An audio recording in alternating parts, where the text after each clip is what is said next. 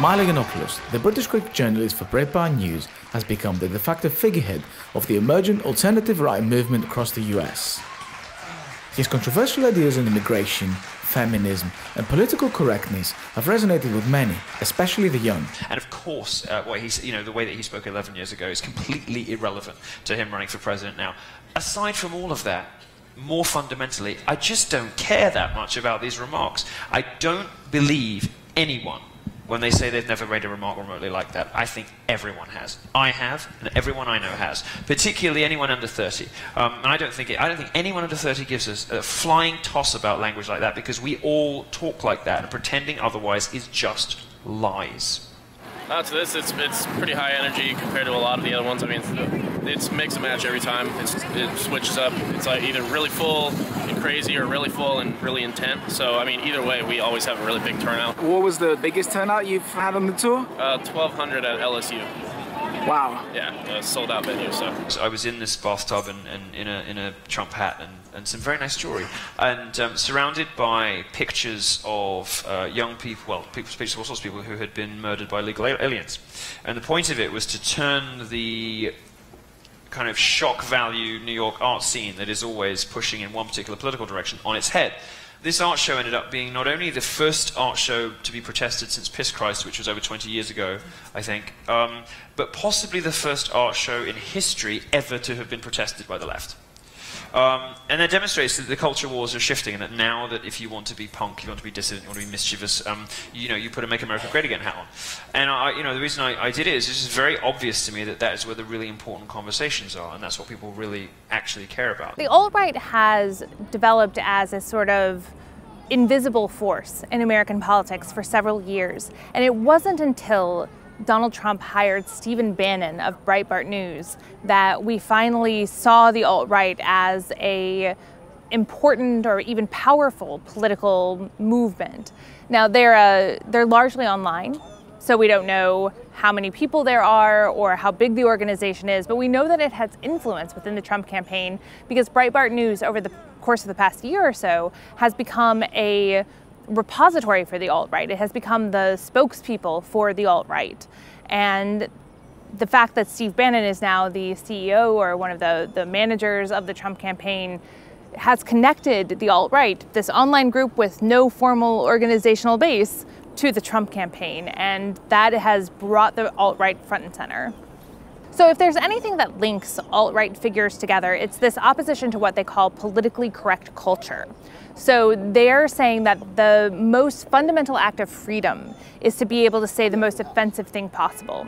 If you can do that, you're free, basically. So it's not an act of offensiveness, it's an act of liberty. It seems to me that the way, how presidents ought to talk is part of the speech codes and language codes and stultifyingly dull political correctness that is part of what's energizing the Trump movement in the first place. How presidents ought to talk is part of the problem. What that has done is it has enabled groups like white supremacists and white nationalists and anti-Semites and anti-women groups, misogynists, to attach themselves to the alt-right and say, well, when we say that we are race realist, or we say that we are for men's rights, when we say that we are anti-Jewish, those are views that should be held in American politics, should be mainstream in American politics, but they've been sidelined because of this politically correct culture. So that's the tie that binds, this opposition to political correctness.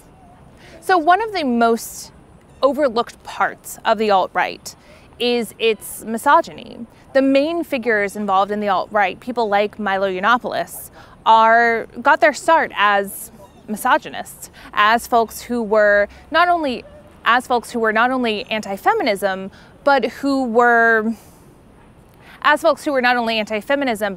anti-woman, who said that feminism was basically a cancer on American society. And for a long time, that was really overlooked in the discussion of the alt-right because more foreign ideologies like stark racism, anti-Semitism were the things that were capturing the attention of the American people.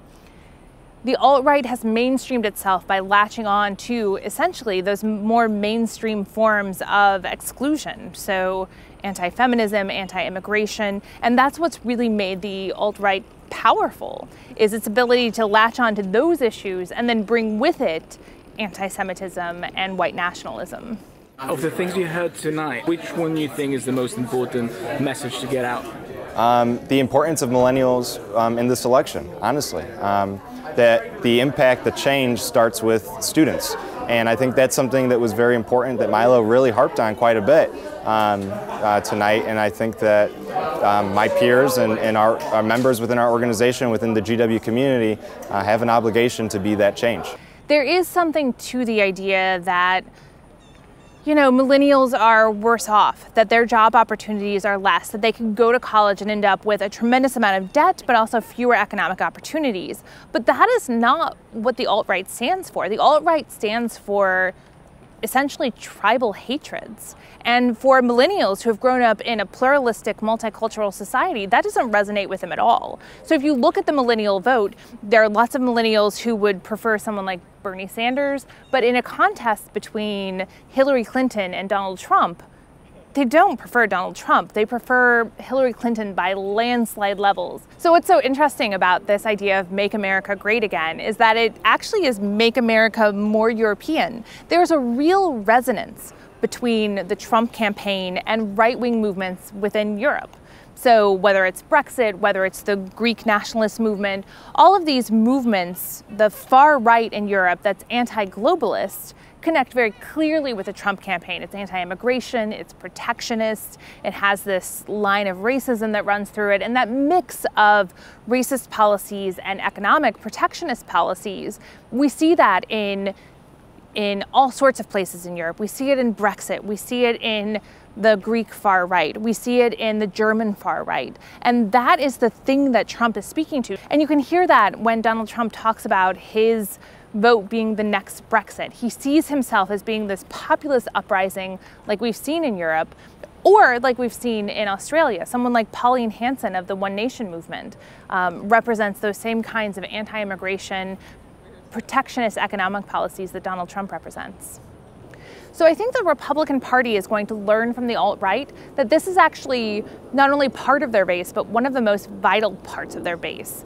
That things like the Tea Party movement in the United States was actually more connected with the alt-right and Donald Trump than it was with the traditional conservative movement. So what we're going to see is the transition or the transformation of the Republican Party from a party of conservative ideas to a coalition of right-wing interests. And that means reconciling protectionist economic policies with free trade, interventionist foreign policy with non-interventionist foreign policy. And how they work that out is still to be seen. But we've seen coalitions in US history that have a lot of conflicting views.